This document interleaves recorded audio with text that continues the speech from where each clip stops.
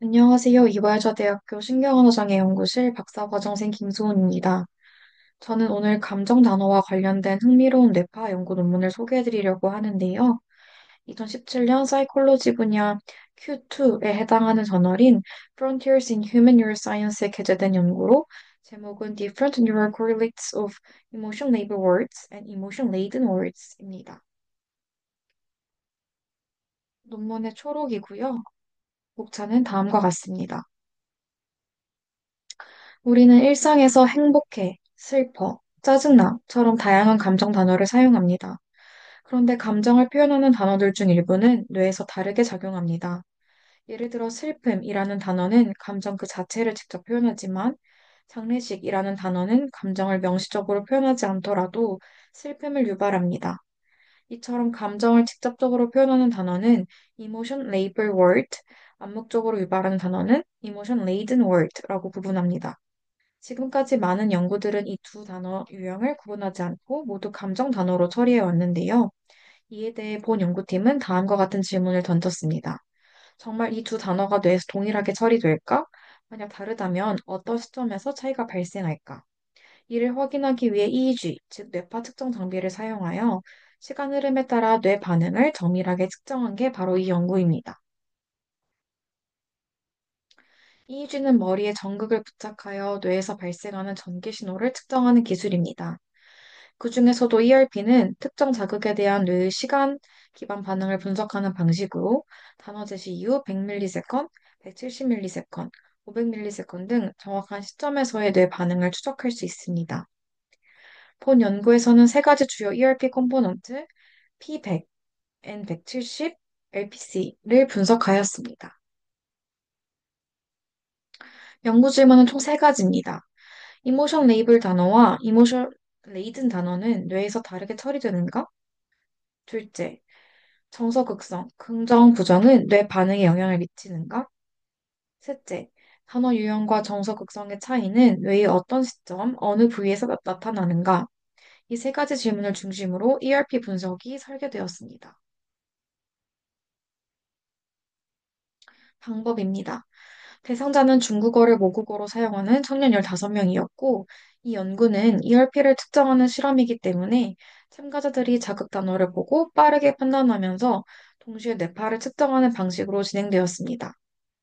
참가자는 조용하고 어두운 실험실에서 EEG 캡을 착용한 상태로 실험에 참여하였습니다. 각 실험은 다음과 같은 절차로 진행되었는데요. 피겨 1을 봐주시면 감사하겠습니다. 먼저 픽세이션이 500ms 동안 화면에 제시됩니다. 이어서 단어 자극이 1초 동안 나타납니다. 그 후 물음표가 화면에 나타나면 참가자는 이 단어가 실제 단어인지 아닌지를 판단하여 키보드를 응답합니다. 이는 lexical decision task, 즉 단어 여부를 판단하는 과제입니다. 자극 단어는 총 480개이며 6개의 블록에 나누어 무작위로 제시되었습니다. 자극어 구성에 대해 설명드리겠습니다. 실험에 사용된 단어는 총 120개의 이음절 중국어 단어로 이모션 레이블과 이모션 레이든 유형이 각각 60개씩 포함되어 있었습니다. 또한 정서 극성, 긍정, 부정을 기준으로 4가지 조건으로 나누어졌습니다. 자극 단어는 단어 빈도, 각성도, 글자 수, 즉 획수를 통제하여 감정 표현 방식 외의 요인이 뇌 반응에 영향을 미치지 않도록 통제되었습니다.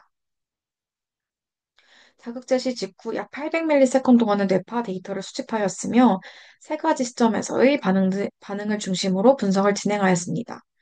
P100, N170, LPC 총 세 가지로 P100 같은 경우는 초기 시각적 주의를, N170은 감정 정보의 빠른 인식을, LPC는 정서적 평가와 의미 해석과 관련된 ERP 데이터입니다.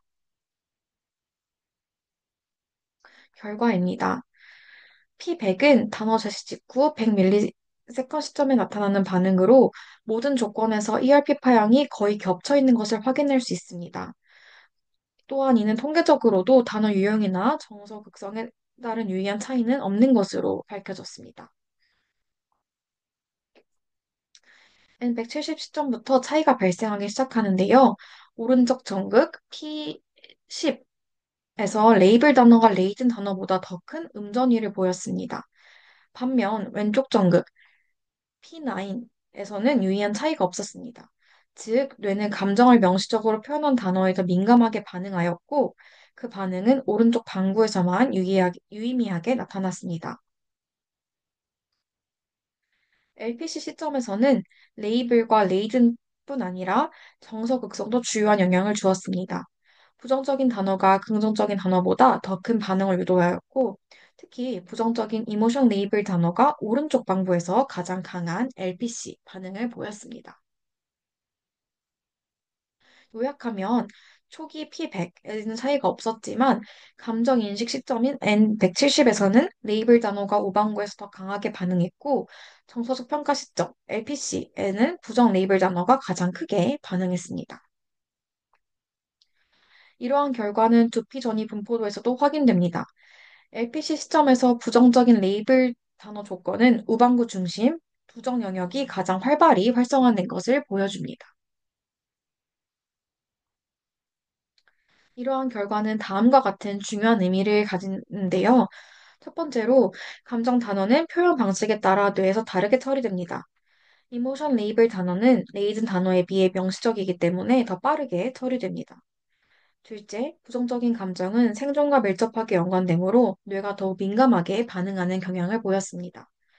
셋째, 행동 수준에서는 구분되지 않던 차이가 ERP를 통해 시간, 공간적으로 뇌 수준에서 구체화된 점은 중요한 연구적 의의가 있습니다.